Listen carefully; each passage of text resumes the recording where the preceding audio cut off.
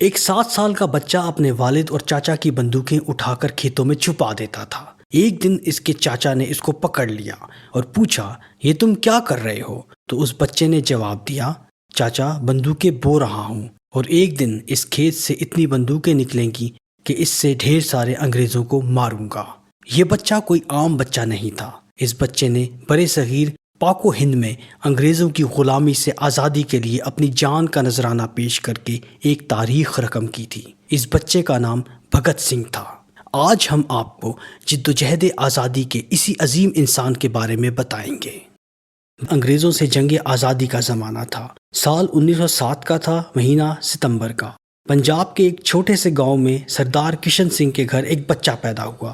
گھر والوں نے اس بچے کا نام بھگت سنگھ رکھا۔ بھگت سنگھ کا جنم جنگ آزادی کے لیے لڑنے والے گھرانے میں ہوا تھا۔ جس وقت بھگت سنگھ پیدا ہوا اس وقت اس کے والد اور چچا جیل سے رہا ہوئے تھے۔ بھگت سنگھ نے ابتدائی تعلیم دیانند اینگلو ویدک پبلک اسکول سے حاصل کی۔ جب بھگت سنگھ 12 سال کا تھا تو ایک ایسا واقعہ ہوا جو اس کے ذہن میں سما سا گیا۔ ہوا یوں کہ 13 اپریل 1919 کو بیساکھی کا تہوار تھا۔ امرتسر کے جلیاں والا باغ میں لوگ دور دور سے تہوار منانے آئے تھے۔ لوگوں کی ایک بہت بڑی تعداد موجود تھی کہ ایک انگریز افسر جنرل ڈائر نے لوگوں پر گولیاں چلوا دیں، جس میں سینکڑوں بے گناہ لوگ مارے گئے۔ اس واقعے کا بھگت سنگھ پر بہت گہرا اثر ہوا۔ بھگت سنگھ کے نظریات مہاتما گاندھی کے نظریات سے بہت الگ تھے۔ گاندھی عدم تشدد کی بات کرتے تھے، جبکہ بھگت سنگھ اس بات پر یقین رکھتا تھا کہ لڑے بغیر انگریزوں سے اپنا حق نہیں لیا جا سکتا۔ اسی دوران ایک ایسا واقعہ ہوا جس سے بھگت سنگھ کے یہ نظریات اور مضبوط ہو گئے۔ اگست 1920 میں گاندھی نے انگریز حکومت کے خلاف نان کوآپریشن موومنٹ کا اعلان کیا تھا، جس میں انگریز حکومت کا بائیکاٹ کیا گیا تھا، اور ساری عوام اس موومنٹ پر گاندھی کے ساتھ تھی۔ اسی دوران چوری چورا میں 2 فروری 1922 کو ایک ریٹائر آرمی آفیسر بھگوان آہر نے مہنگائی اور شراب کی فروخت کے خلاف ایک احتجاج شروع کیا۔ مقامی پولیس نے لوگوں پر لاٹھی چارج کیا اور اس احتجاج کے لیڈرز کو پولیس اسٹیشن میں بند کر دیا۔ جب لوگوں کو یہ خبر پہنچی تو انہوں نے 5 فروری کو اس علاقے میں ایک بڑا احتجاج کیا اور شراب بیچنے والی دکانوں کو بند کرا دیا۔ پولیس نے ان پر بھی لاٹھی چارج کیا۔ اس پر لوگوں نے پولیس اسٹیشن کا گھیراؤ کر لیا اور مطالبہ کیا کہ ہمارے لیڈروں کو چھوڑ دیا جائے۔ پولیس کا خیال تھا کہ یہ عام لوگ ہیں اور 2-4 ہوائی فائر سے منتشر ہو جائیں گے۔ پولیس نے جیسے ہی ہوائی فائر کیے، لوگوں نے جواباً پتھر برسانے شروع کر دیے۔ پولیس نے لوگوں پر فائرنگ شروع کر دی۔ اس پر لوگ اور مشتعل ہو گئے اور پولیس اسٹیشن کو آگ لگا دی اور پولیس والوں کو بھی پولیس اسٹیشن میں بند کر دیا۔ اس واقعے میں 22 سے 23 پولیس والے مارے گئے۔ انگریز حکومت نے اس علاقے میں کرفیو لگا دیا۔ گاندھی جی کو اس واقعے کا بہت دکھ تھا اور وہ اپنے آپ کو اس واقعے کا ذمہ دار بھی سمجھتے تھے۔ چنانچہ 22 فروری 1922 کو گاندھی نے نان کوآپریشن موومنٹ کو ختم کر دیا۔ گاندھی کے اس فیصلے سے بھگت سنگھ کو بہت دکھ ہوا تھا۔ 1923 میں بھگت سنگھ نے کالج میں داخلہ لے لیا، جہاں وہ کالج کی غیر نصابی سرگرمیوں یعنی کہ ڈرامہ وغیرہ میں بھی حصہ لیتے تھے۔ پھر بھگت سنگھ نے کالج کی پڑھائی چھوڑ دی اور اٹلی کے ایک سیاسی رہنما کی سیاسی تحریک ینگ اٹلی موومنٹ سے متاثر ہو کر مارچ 1926 کو نوجوان بھارت سبھا کی بنیاد رکھی۔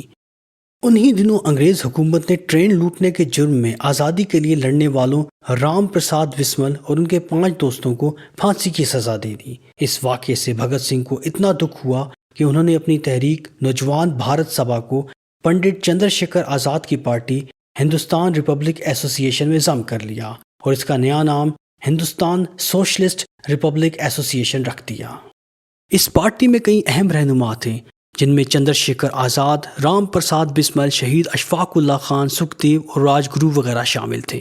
جب بھگت سنگھ کے گھر والوں نے اس کی شادی کی بات کی تو اس نے گھر چھوڑ دیا اور کانپور چلا گیا اور ایک خط چھوڑا جس میں اس نے لکھا تھا کہ میری زندگی کا مقصد برِ صغیر پاک و ہند کی آزادی ہے اور میرے لیے آرام اور دنیاوی خواہشات کوئی معنی نہیں رکھتی ہے۔ امید ہے کہ آپ مجھے معاف کر دیں گے۔ بھگت سنگھ کی تحریک کا نوجوانوں پر بہت اثر ہوا اور بہت سے نوجوان بھگت سنگھ کے ساتھ شامل ہونے لگے۔ انگریز حکومت نے یہ دیکھتے ہوئے مئی 1927 کو ایک جھوٹے مقدمے میں بھگت سنگھ کو گرفتار کر لیا۔ ان پر الزام لگایا گیا کہ انہوں نے اکتوبر 1926 کو لاہور میں بم دھماکے کرائے تھے۔ 5 ہفتے بعد بھگت سنگھ کو 60,000 کی ضمانت پر چھوڑ دیا گیا۔ اس کے بعد بھگت سنگھ نے کئی مقامی اخبارات میں لکھنا بھی شروع کیا۔ اسی دوران 1928 میں انگریز حکومت نے برِ صغیر پاک و ہند میں آئینی اصلاحات کا جائزہ لینے کے لیے ایک کمیشن بھیجا جس کے سربراہ سر جان سائمن تھے۔ اس کمیشن میں 7 انگریز اراکین تھے اور ایک بھی مقامی رکن شامل نہیں تھا، اس لیے کئی سیاسی جماعتوں نے اس کا بائیکاٹ کیا۔ چنانچہ پورے برِ صغیر پاک و ہند میں سائمن کمیشن کے خلاف احتجاج شروع ہو گیا۔ 30 اکتوبر 1928 کو جب کمیشن لاہور پہنچا تو لالا راج کی قیادت میں لوگ اس کے خلاف احتجاج کرنے لگے۔ اس پر superintendent of police James A Scott نے لوگوں پر لاٹھی چارج کا حکم دے دیا اور پولیس نے لالا راج کو اپنا نشانہ بنایا۔ وہ اتنے زخمی ہوئے کہ جابر نہ ہو سکے۔ اس پر بھگت سنگھ، جے گوپال، راج گرو، سکھدیو اور چندر شیکھر آزاد نے بدلہ لینے کا فیصلہ کیا اور جیمز اسکاٹ کو مارنے کا پروگرام بنایا۔ منصوبے کے مطابق یہ لوگ پولیس اسٹیشن کے باہر موجود تھے اور موقع کی تلاش میں تھے۔ یہ 17 دسمبر 1928 کی بات ہے۔ شام کے 4:15 بجے کا وقت تھا جب پولیس اسٹیشن سے 21 سالہ اے ایس پی سینڈرس باہر آیا۔ جے گوپال کو لگا کہ یہ جیمز اے اسکاٹ ہے۔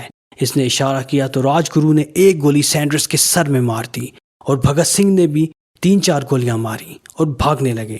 ایک سپاہی نے ان کا پیچھا کیا لیکن چندر شیکھر آزاد نے اس سپاہی کو مار دیا۔ اس طرح بھگت سنگھ اور ان کے ساتھیوں نے لالا راج کا بدلہ لے لیا۔ اس واقعے کے بعد انگریز حکومت نے لاہور پر کڑی نگرانی شروع کر دی۔ بھگت سنگھ اور اس کے 2 ساتھی 2 دن تک لاہور میں ہی چھپے رہے۔ پھر بھگت سنگھ نے اپنا حلیہ تبدیل کیا اور لاہور سے فرار ہو کر کلکتہ پہنچ گیا۔ اسی دوران انگریز حکومت نے 2 نئے قوانین، پبلک سیفٹی بل اور ٹریڈ ڈسپیوٹ بل پیش کر دیے، جن کا مقصد برِ صغیر پاک و ہند کے نوجوانوں کی آواز کو دبانا اور مزدوروں سے ہڑتال کرنے کا حق چھیننا تھا۔ اس پر چندر شیکھر آزاد نے آگرہ میں ایک میٹنگ بلائی۔ اس میٹنگ میں بھگت سنگھ نے اپنا منصوبہ پیش کیا۔ بھگت سنگھ نے بتایا کہ جب اسمبلی میں بل پیش ہو رہا ہوگا تو ہم اسمبلی ہال میں خالی جگہ پر بم پھینک دیں گے تاکہ انگریز سرکار کے ساتھ ساتھ پوری دنیا کو پتہ چل سکے کہ برِ صغیر پاک و ہند اب جاگ رہا ہے۔ ہم اپنی گرفتاری بھی دیں گے اور انقلاب زندہ باد کے نعرے بھی لگائیں گے تاکہ عدالتوں کے ذریعے ہم اپنی بات عوام تک پہنچا سکیں۔ عوام کا شعور جگانا بہت ضروری ہے۔ اور پھر ایسا ہی ہوا۔ اسمبلی ہال میں بم بھی پھینکے گئے، انقلاب زندہ باد کے نعرے بھی لگائے گئے اور اپنی گرفتاری بھی دی۔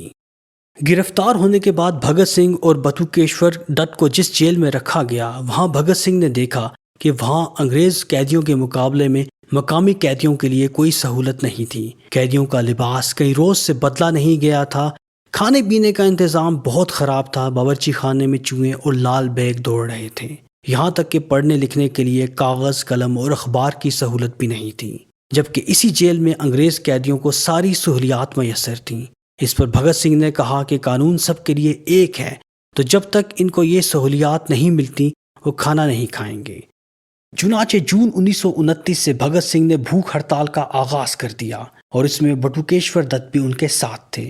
ان کی بھوک ہڑتال تڑوانے کے لیے انگریز حکومت نے ہر حربہ استعمال کیا، ان پر ظلم و ستم کے پہاڑ ٹوٹ ڈالے، لیکن انگریز حکومت ان کی بھوک ہڑتال ختم کرنے میں ناکام رہی۔ اسی دوران انگریز حکومت نے لاہور میں بم بنانے والی فیکٹری پر چھاپا مارا اور بھگت سنگھ کے کئی دوست پکڑ لیے۔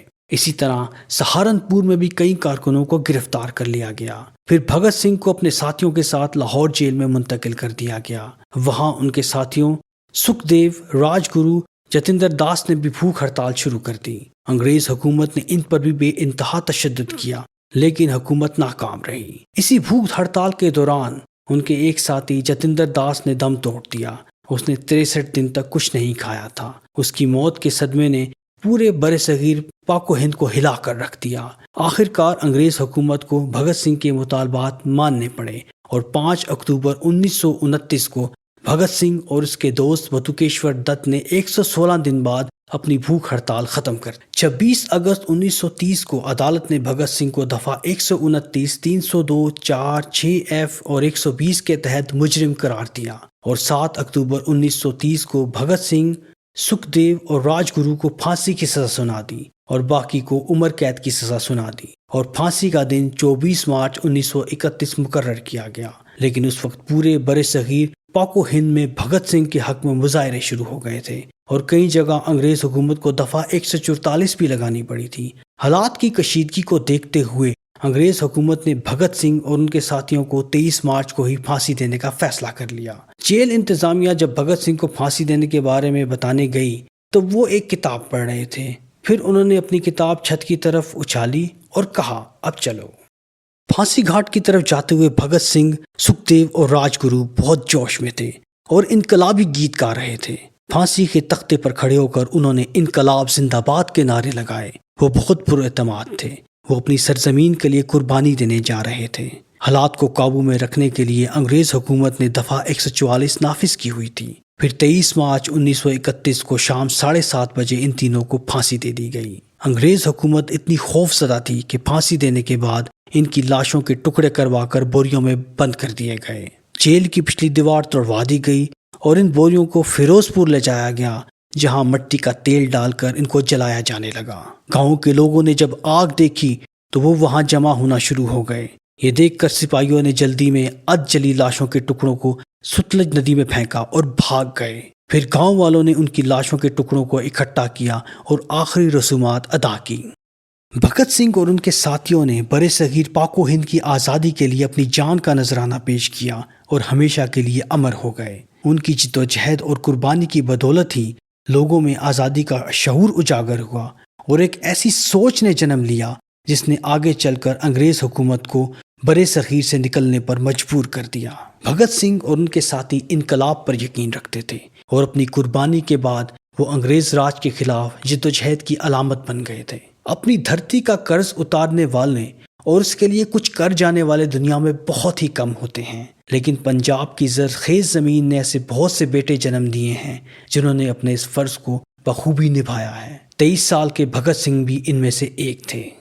وہ بلا شبہ پاکستان اور بھارت کے مشترکہ ہیرو ہیں۔ سرفروشی کی تمنا اب ہمارے دل میں ہے، دیکھنا ہے زور کتنا بازوئے قاتل میں ہے۔